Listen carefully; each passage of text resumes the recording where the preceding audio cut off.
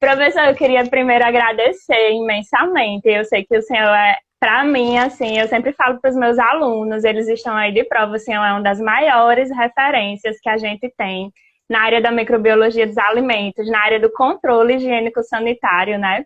Tanto é que a gente utiliza o senhor como referência para tudo, na nutrição, na gastronomia, em todos os sentidos.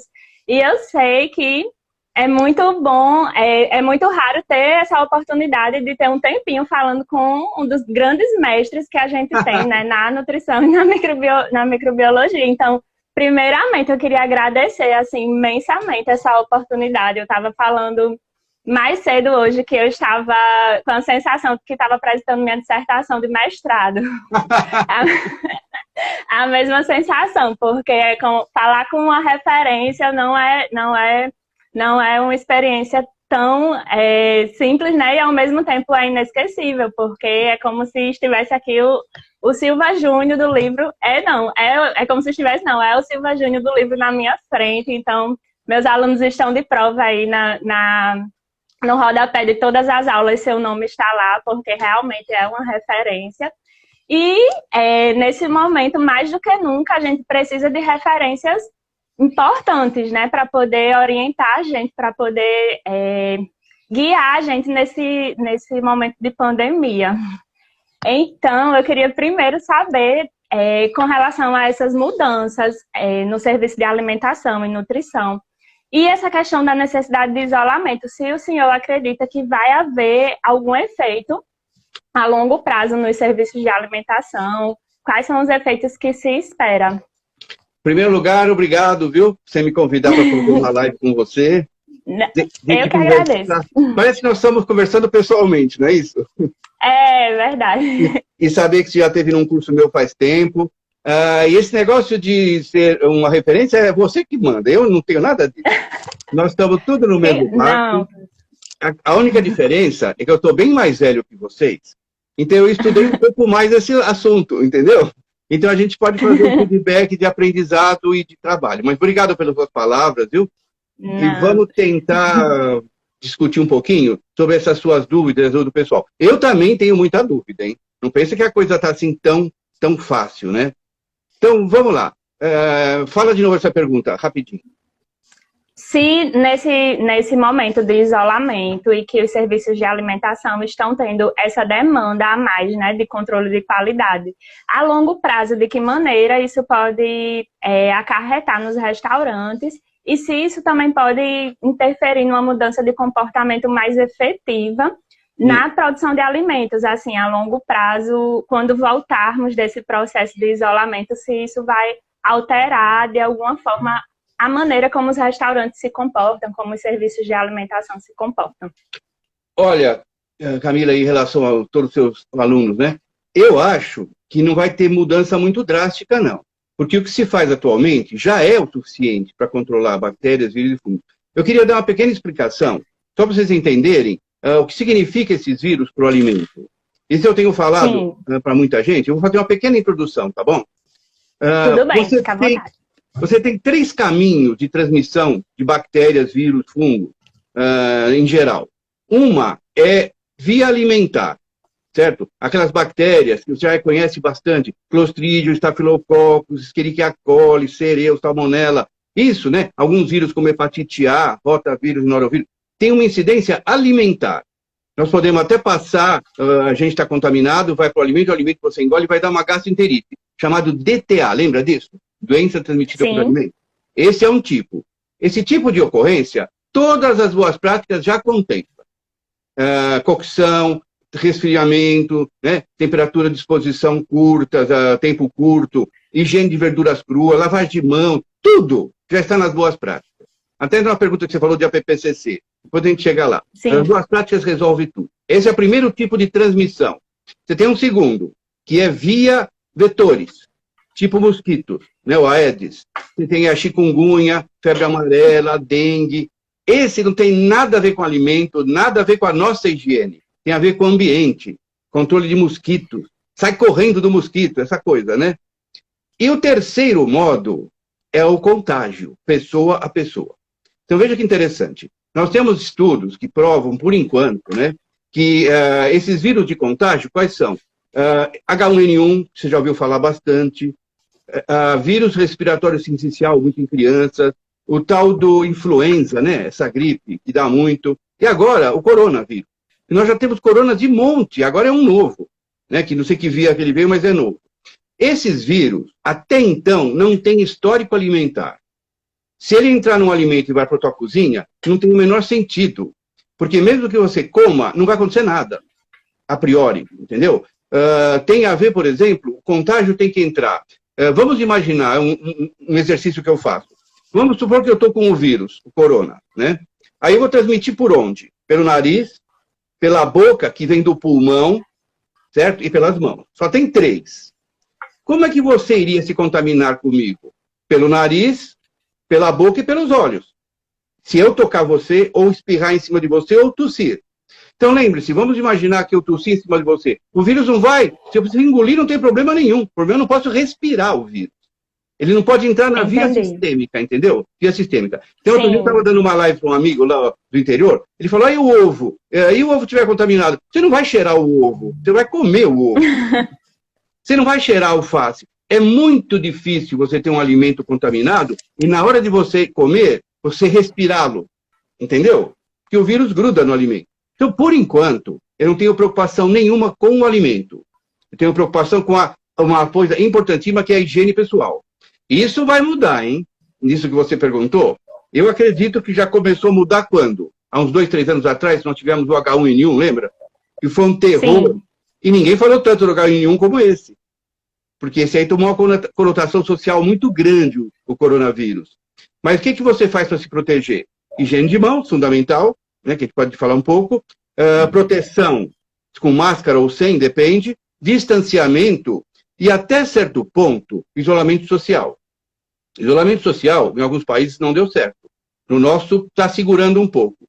Só que tem que tomar muito cuidado. Lembre-se de uma coisa importante, hein? Todo vírus tem um ciclo. Esse ciclo vai te fazer mais tempo, mais cedo ou mais tarde. Então vamos imaginar que você não tivesse convívio social. Ia dar aquela explosão, né? Aquela curva enorme. Ia todo mundo ficar muito tempo doente, ia morrer, não ia ter lugar no hospital. O que eles fizeram? Achataram a curva para ter espaço nos hospitais, né? Só que a hora que voltar de novo, o vírus volta. Entende o grande drama dos vírus? A gente reza para que ele acabe, que as pessoas fiquem imunes. Mas tem muita gente que não vai receber o vírus e vai ficar suscetível de novo. E vai ter muita gente portadora que vai começar a transmitir de novo. Você entende qual é o medo? E aí a gente pode ter um novo pico, né? Pode até o ano que vem, sabia? Se nós estamos numa convívio social reduzido, né? Todo mundo em casa vai ficando louco, de gente que não tem mais dinheiro para trabalhar. O que vai acontecer? Isso vai prolongar. Então, você tem 2 lados ruins. Um é o vírus, né? Que ele pode levar muita gente ao hospital, também não é tanto assim como falam. Aqui os hospitais estão vazios, hein? Não é assim como eu estou falando, não. Só que você pode ter um problema econômico, alimentação, agressão, roubos, muito maior. Então tem que tomar cuidado com isso. Nós estamos vendo o que o governo está querendo fazer. Mas vamos voltar à tua pergunta de novo. Para o convívio dos nossos restaurantes, eu acho que não vai mexer muito no controle de higiene sanitário. Vai mexer no higiene pessoal. Ou a gente aprende a lavar a mão agora, aprende a respeitar o ambiente, ou não vai dar certo. Concorda? Então, sim, o alimento vai ser beneficiado. Uma pessoa que tem estáfilo no nariz, por exemplo, se ele tiver uma boa higienização das mãos, já não vai para o alimento. Então, aquelas bactérias que podem estar no ser humano e ir para o alimento, vão ter uma redução. Quais são? Estafilococcus que está no nariz, né? Alguns Escherichia coli que está na boca. Essas bactérias comuns que a gente pode cuspir no alimento. Isso eu acho que vai ter benefício. Então, a gente vai, em segundo plano, acabar diminuindo o índice das DTAs, né? Também, pelo menos, imagina-se isso, que nesses cuidados a gente também pode ganhar em redução de casos de DTAs. A gente pode cair no caso de contaminação, mas não sei se você sabe, estatisticamente falando, 85% a 90% dos casos de DTA é erro de refrigeração, é multiplicação microbiana, é tempo e temperatura. É isso que é o problema no controle da DTA. Os vírus não estão nem aí para isso. Que vírus não multiplica alimento, né? Agora, nós vamos ter um ganho de higiene, isso não tem a dúvida. Higiene pessoal Sim. é fundamental para você trabalhar com alimento. E em casa também, né, professor? A gente imagina que esse cuidado se estenda até o domicílio, né? Onde temos os maiores índices de DTAs também. Eu acho que vai, viu? Vai se estender porque o pessoal vai se conscientizar. Você conhece aquele ditado que não vai pelo amor, vai pela dor? Vai pela dor, conheço. Professor, uma pergunta. Considerando que o coronavírus tem toda essa questão da transmissão, né, em ambientes fechados, a questão aerosol, e o seu tempo de permanência no ar, numa situação de cozinha, onde a gente tem uma temperatura maior, essa temperatura maior do ambiente, ela tem alguma efetividade ou não na diminuição do risco desse agente? Quanto maior a temperatura ambiental, menor a possibilidade do vírus. Ele adora frio. E nós estamos entrando agora aqui em São Paulo, hoje estava quase 15 graus. É horrível para nós. Nossa! É ótimo para o vírus. Se o vírus tivesse entrado bem no início do verão, seria melhor. Só que ele está entrando no inverno. E as cozinhas são quentes, principalmente aí na tua terra. São quentes. Isso. Isso vai favorecer a diminuição dos vírus. Você falou em ar, né?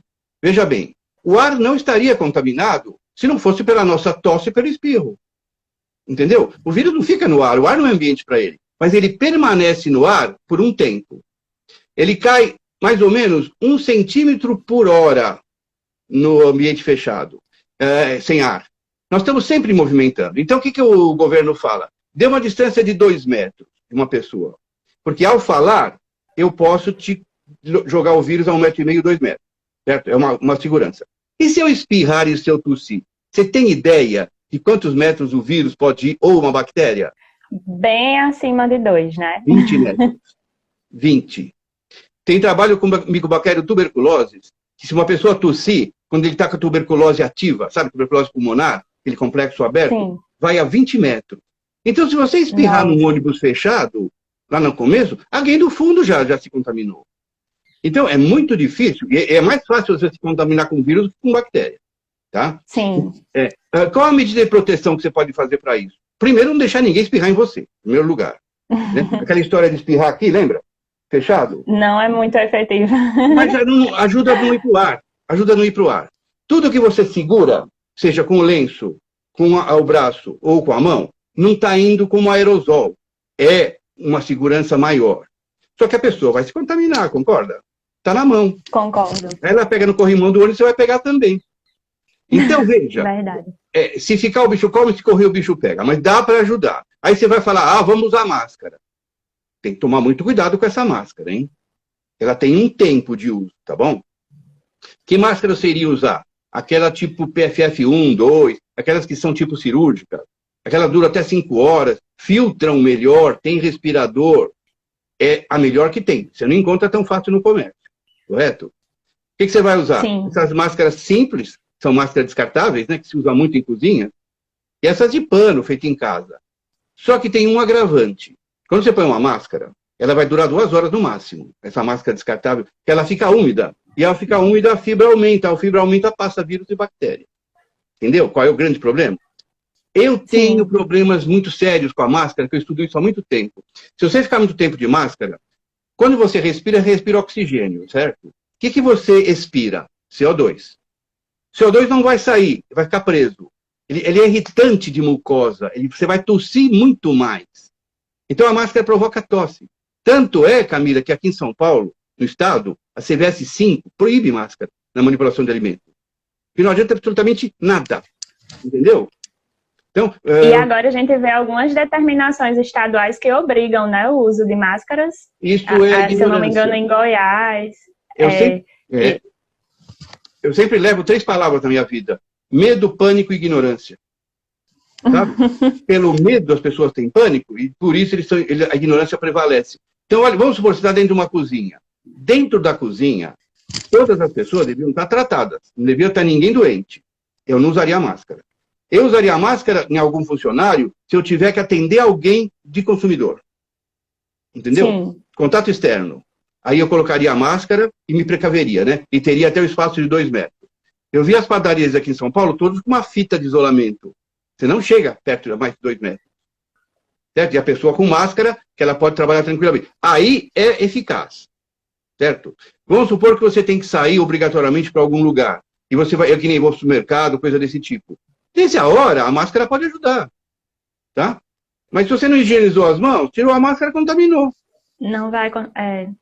É hábito. Nós temos que criar o hábito. Correto? Então, veja, eu sei que você vai me perguntar de máscara, né? A máscara, para mim, é uma faca de 2 gumes. Ela ajuda, e se for mal aplicada, ela não ajuda. Certo? É que nem luvas. Se você usar direito, ela ajuda. Se não usar, não adianta nada.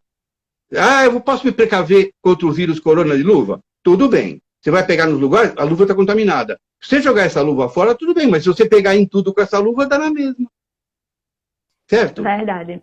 Então, e ainda fica com a falsa sensação de higiene e não lava as mãos, né? Depois. Falta sensação de higiene, é psicológico.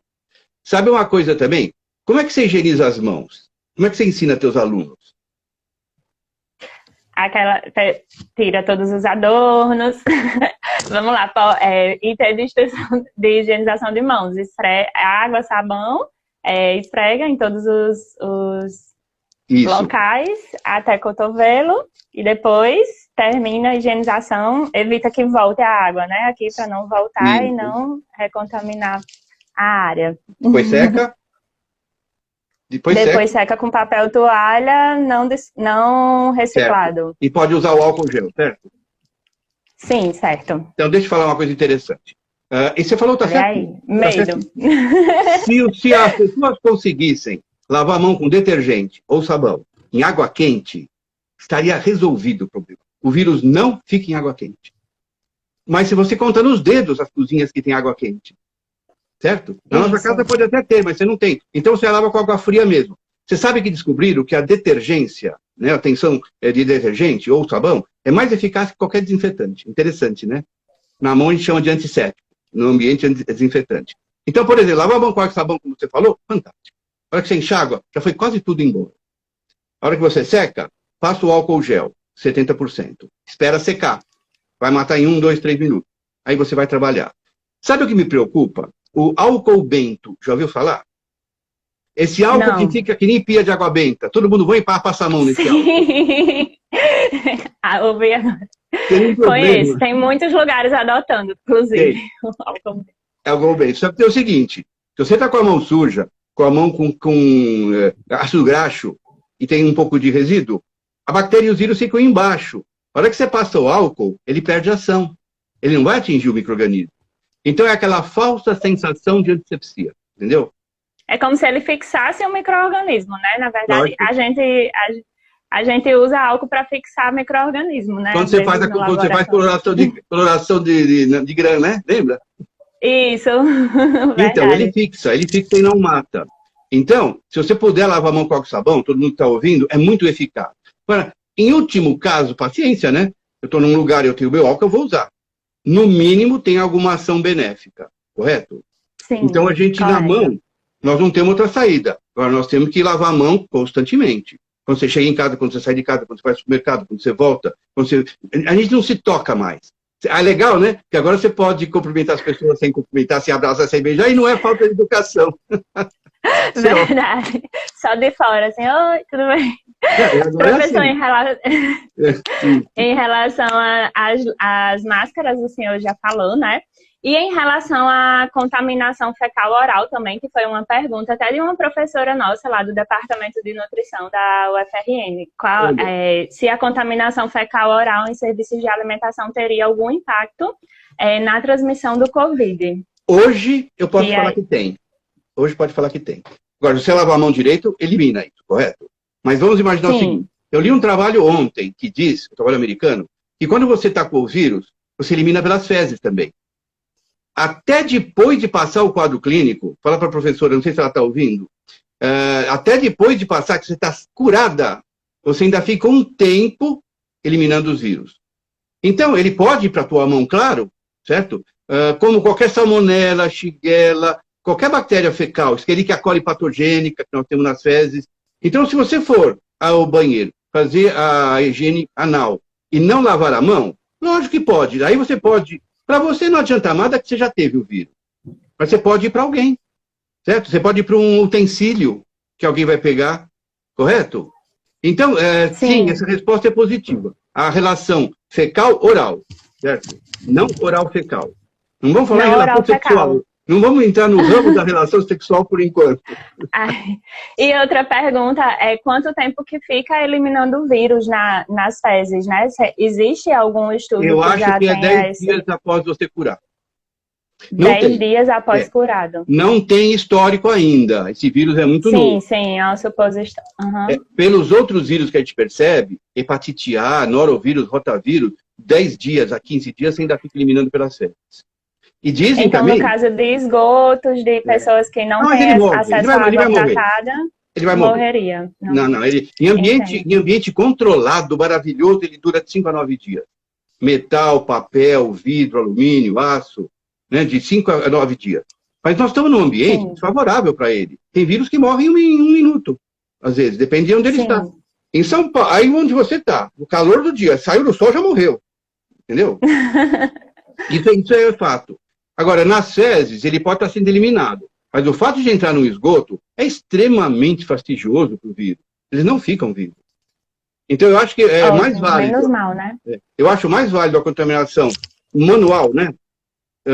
Por exemplo, pela mão, para outra pessoa, que seria a mão fecal, mão oral, do que pela fezes em algum lugar. Não vejo esse risco acontecer. Tão aumentado. Não tem menos mal, né, professor?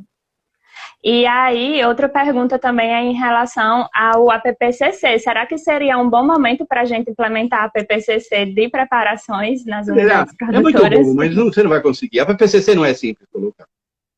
Verdade. Eu fui coordenador muito tempo do PAS Mesa, né? Programa Alimento Seguro do Governo Federal, era do Senai. Em 2001 nós lançamos do PAS Mesa. Todo mundo percebeu que fazer a PPCC em serviço de alimentação é muito complicado. É muito fácil para indústria, até certo ponto. Mas olha, Camila, se você fizer boas práticas bem feitas, é a base do APPCC. O APPCC simplesmente te mostra onde é o risco maior, onde não é, onde o ponto é crítico, onde é o ponto de controle. Agora, quem resolve são as boas práticas, hein? Pode reparar, o APPCC vai dar valor aonde? Onde a bactéria morre ou ela multiplica. Temperatura, cocção, temperatura de refrigeração, tempo de exposição e até certo ponto higiene de vegetais crus. É isso que ele vai ver. O resto é tudo boas práticas. Então eu não vejo... É bom, hein? Se você puder implantar para o PCC, perfeito. Mas eu não vejo isso como sendo um veículo, um procedimento ou uma temática, aí vamos supor. É um princípio, né? O PCC era um método, agora não é mais. É um serviço. Não vai adiantar para vírus. Se você não corrigir a higiene pessoal. Entendeu?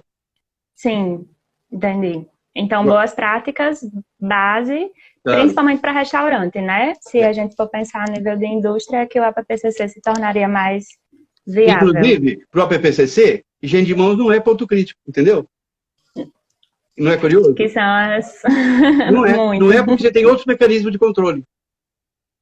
Então, quando você pensa em APPCC, vamos supor que eu contaminei com a mão uma verdura. Ela vai ser higienizada. É lá que é o ponto crítico. Ela vai ser cozida. É lá é o ponto crítico. Então, você não pode reparar. Nenhum APPCC fala que a mão é ponto crítico. Que o falar é ponto crítico. Então, é boas práticas. Isso sim. Sim. E outra pergunta é em relação aos cuidados que nós devemos ter, né, enquanto profissionais com o sistema de distribuição de alimentos. A gente vê que naturalmente, muitos serviços estão inclinados ao delivery, à entrega, né, em domicílio. E aí, quais cuidados que a gente deveria ter? Os mesmos de boas práticas, higienização de caixas e de entregadores, os cuidados, né, com higiene pessoal de entregadores, ou teria algum cuidado a mais? Não, pode ser sim alguma coisa a mais. Antes disso, deixa eu falar uma coisa. O que eu estou falando aqui para você, para as pessoas que estão ouvindo, não é verdade absoluta, hein? Eu não sou dono da verdade. Claro. Tá? Se qualquer pessoa discordar perfeitamente, é normal isso. Isso é a minha ideia, aquilo que eu estudei que eu estou falando, mas cada um tem seu conceito, né? Olha, nunca falei tanto em delivery, que eu nunca trabalhei com delivery, né? Nunca trabalhei com esse negócio aí. Mas faça o caminho do vírus. Faça o caminho do vírus. Vamos imaginar que uma empresa está fazendo um alimento embalado, certo? Começa ali a higiene.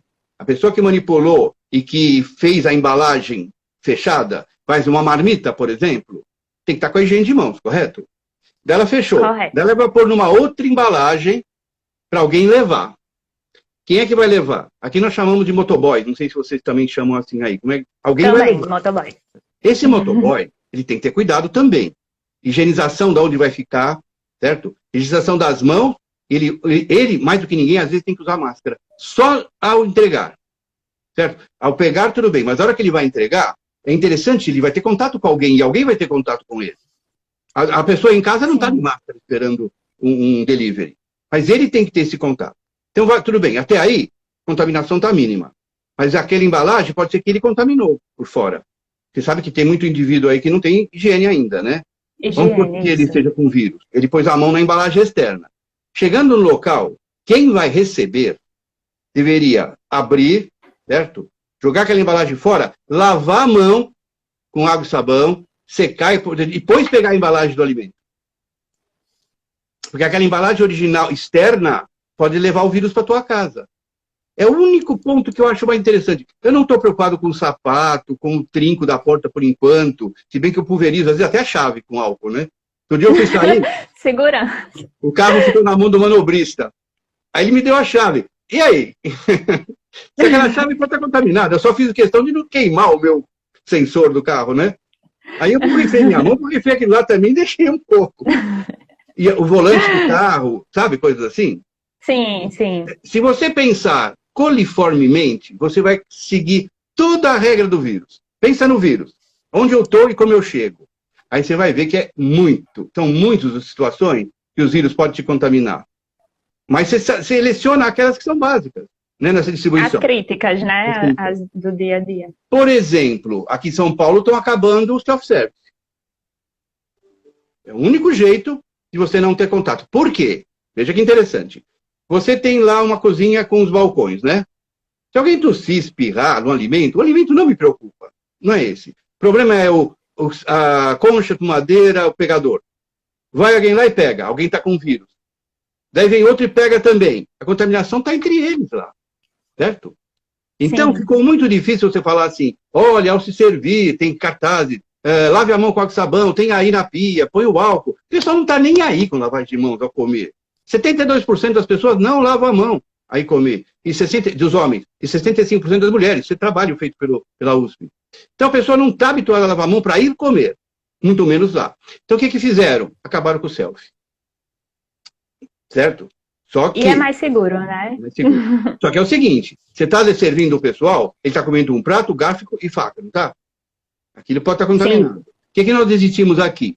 Uma pessoa do restaurante, ele tem que estar paramentado e com máscara para receber os utensílios que vêm das mesas.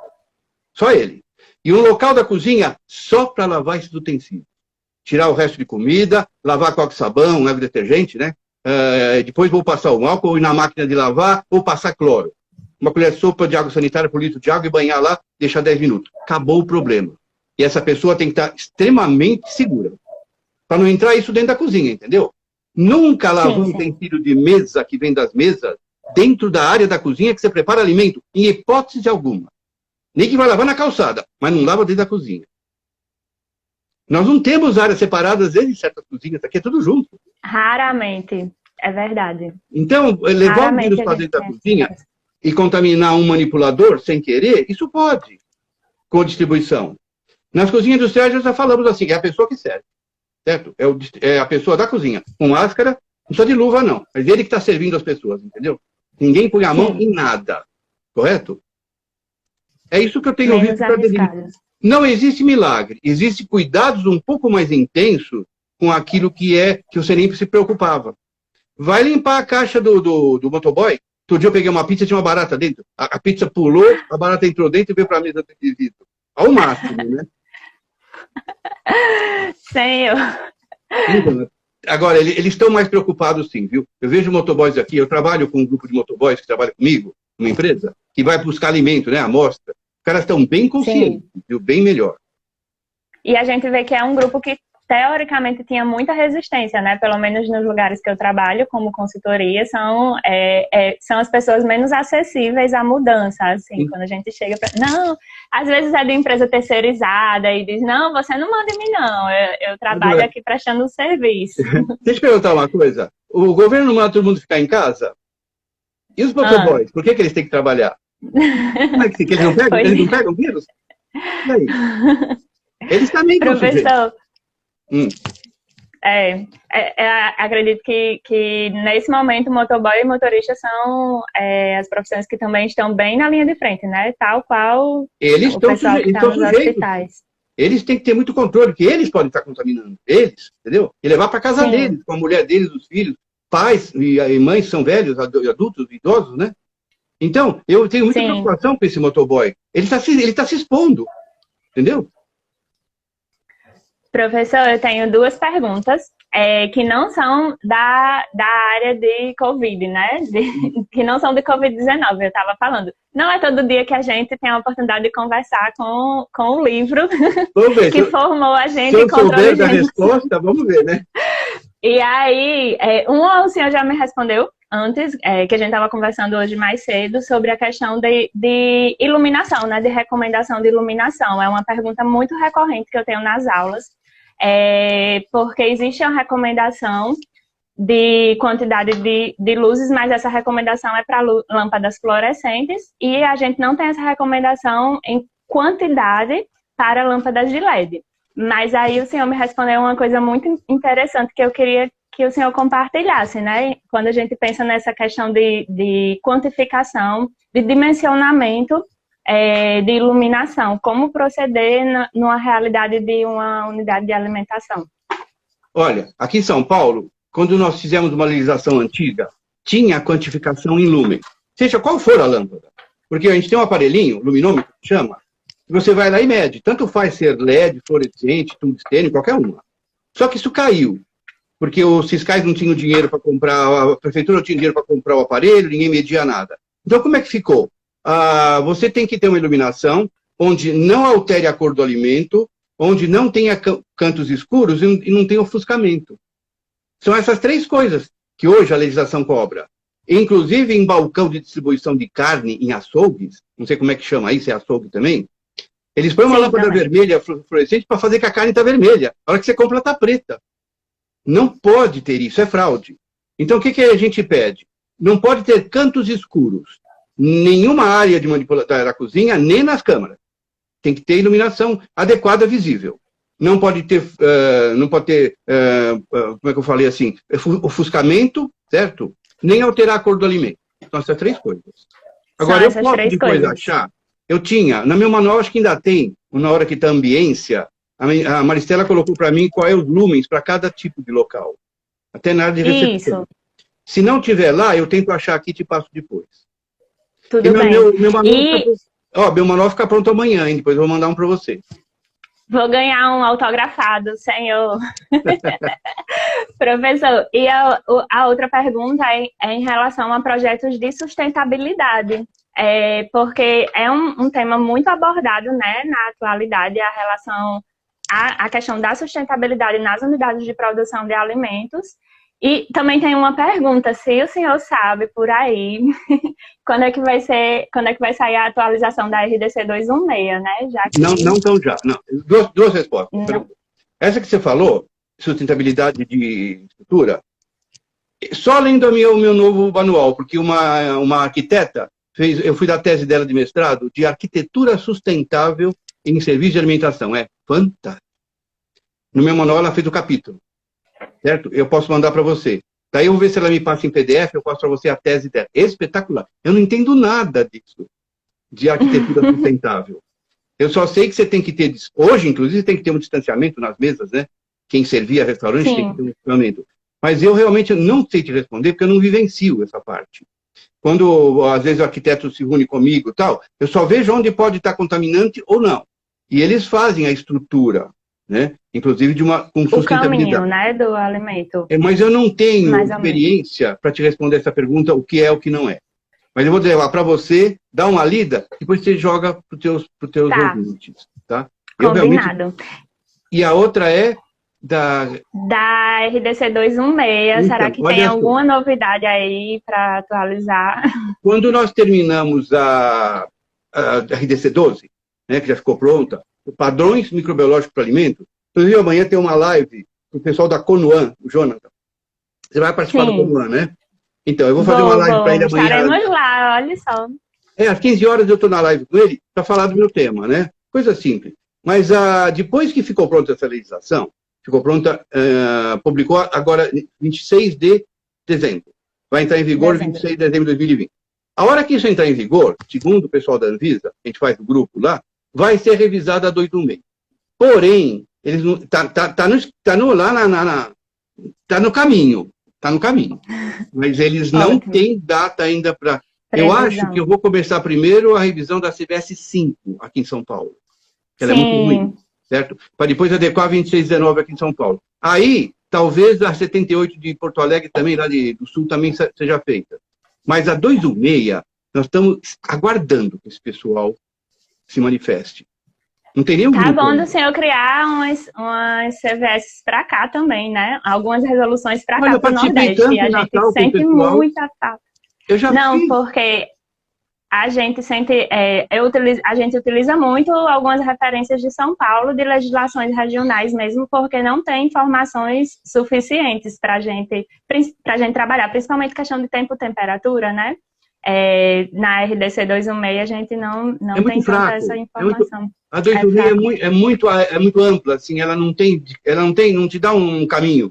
Ela não fala higiene de mão, não fala higiene de verdura, não fala, só fala aquelas coisas simples. Então, fica muito fácil. Não tem distribuição, pode reparar. Você não tem tempo e temperatura de distribuição. Você tem de armazenamento, é diferente, mas não distribuição. Isso. Então, o texto da revisão da 216 já está pronto. Quando nós fizemos, já está pronto. Lembra da Copa do Mundo 2014? Lembra disso? Lembro. Tiveram 12... Que ia ter a certificação, né? Nós fizemos... Que teve, na verdade. Nós ficamos 3 anos trabalhando até ficar pronta a portaria RDC 817, que era aquela ficha de inspeção para as cozinhas, né? Todos os estabelecimentos em torno do estádio da Copa. Naquela época, nós já nos reunimos e fizemos o texto para 216. Está muito bem feito, muito mais explicado. Estamos aguardando. Na hora que falar que abriu, vai ser rápido. Entende? Ah, ótimo. Mas por enquanto... Professor, já que o senhor tocou nesse assunto, deixa eu perguntar uma outra dúvida também. Porque na época da Copa, a gente lembra, eu pelo menos me lembro muito fortemente dessa certificação que teve, né, dos estabelecimentos. Isso. E no nosso entendimento, e também ao conversar com algumas pessoas da vigilância sanitária, houve-se o discurso de que seria algo a se levar adiante, né? Essa certificação, ela seria mantida, pelo menos tinha essa expectativa de se manter, mas de uma forma bem direcionada, não só para o evento da Copa. E voltou atrás, como foi? Quando deu agosto de 2014, que terminou a Copa, a legislação acabou. Não serve mais. Ela foi extinta, ela tinha um tempo. Só que alguns locais, como é o caso, por exemplo, de Santa Maria, lá no Sul, eles pegaram essa e fizeram uma nova para eles, consequente a esta, né, a aplicação dessa regulamentação para eles. Então, fica a cargo de cada município ou de cada estado. Eles não têm muita vontade de fazer, mas essa acabou. Você tem, né, a ficha de inspeção dela? Sim, tenho. Então, se você quer alguma coisa, inclusive eu tenho até os manuais que eles me mandaram, eu te mando para você ler depois. Bacana, que eu compartilho com os alunos também. Mas não continuou. Não continuou. Como legislação, não. Como técnica... Porque, se eu não me engano, na Califórnia, que foi um dos países que se utilizou como referência, foi algo que deu prosseguimento ao longo dos anos, e que eles até conseguiram traçar um perfil epidemiológico da população antes e após o processo de certificação, né? Claro. Lá na Itália, em Torino, também. Eu tive uma palestra com um professor de Torino, que ele me deu umas informações, na época que nós estávamos fazendo aqui, eles também seguiram. Só que eles demoraram 4 anos lá para fazer isso, nós demoramos 2, né? Foi muito mais rápido aqui e mal feito, para falar a verdade. E eles deram sequência, lá em Torino, na Itália, ao problema que era da Olimpíada Torino, que eles usaram. Mas a ideia, Camila, é usar aquilo que nós já temos para a 216, certo? Sim. E a 216 nova servir de base para vocês refazerem ou fazer uma nova legislação, que não tem. Natal não tem legislação. Não. Olha, sabe quando que eu dei o primeiro curso em Natal? Eu estava fazendo a portaria CVS 6. Foi em 99 que ela foi publicada. Em 98, 2000, eu fui com a fiscal de Osasco. Ficamos uma semana dando aula período integral, que era a Girlene, que eu te falo, que era da Vigilância, sim, a Isolda, pessoal fantástico. O doutor Humberto, que era do Estado, eu tenho até fotos dele, depois eu te mostro. Eles fizeram um trabalho muito bom. Não saiu do papel. Sabe? Foram 8 horas por dia. E à noite a gente fazia blitz, sabe? A gente ia mostrar para o pessoal como é que fazia. Que a Carolina era fiscal de rua, ela fazia o trabalho e eu fazia a teoria. Eles aprenderam tudo, fizeram tudo, escreveram tudo. Não saiu do papel. Porque depende da política, depende da técnica. Mas agora precisa fazer de novo, né? Porque era aquela baseada na CVS 6. Muita coisa mudou. Olha, isso. E até o perfil dos estabelecimentos também muda, né? Bastante. Tem que adaptar. Desse tempo para cá. Tem que adaptar bastante. Professor, já que o senhor falou do manual, quando é que vai lançar amanhã o manual? Quem quiser comprar, onde é que consegue? O Varela vai me... Amanhã, a editora ficou de me entregar todos os volumes, amanhã ou até quarta. Nós estamos acertando essa coisa toda. Agora, quem vai vender é a Amazon. Certo. Só que é o seguinte... Muito tecnológico. Você não compre, hein? Dá um jeito. Certo. Você não vai estar no Coruan? Você vai estar no Coruan, né? Vou. Eu quero ver se eu levo o da Dami, o teu, o da Lívia. Lívia, né? Que ela chama? É Lívia. Isso. Nossa, tá 1 quilo, quase 2 quilos cada volume. Então, 856 só de manual. É caro para mandar. Mandar por correio é bem caro. Mas nós vamos dar um jeito, certo? Nem que seja para levar nas costas, como mochila. Tá. Mas eu então acho a gente que vai buscar em São Paulo. A Amazon vai vender e eles têm interesse, eles querem sem frete, entendeu? Sim, ótimo. Eu quero saber qual o preço que o Varela vai fazer. Tem uma outra chance também. Eu tenho chance de vender um preço de custo sem nota fiscal. Eu não posso dar pelo laboratório nota fiscal. Então, a gente pode, que nem eu faço com os alunos. Às vezes eu vou dar aula e eu faço muitos para a Diva, lá em Salvador. A partir de 10, dá para a gente mandar para um lugar só. Eu pago tem um modo que que você manda com preço mais barato porque é livro. Então eu mando um pacote inteiro para um lugar só, certo? Então, por exemplo, vamos supor que eu venda para você. Aqui tem 10 pessoas querendo. Fica em X. Você recebe, me deposita e eu mando os livros.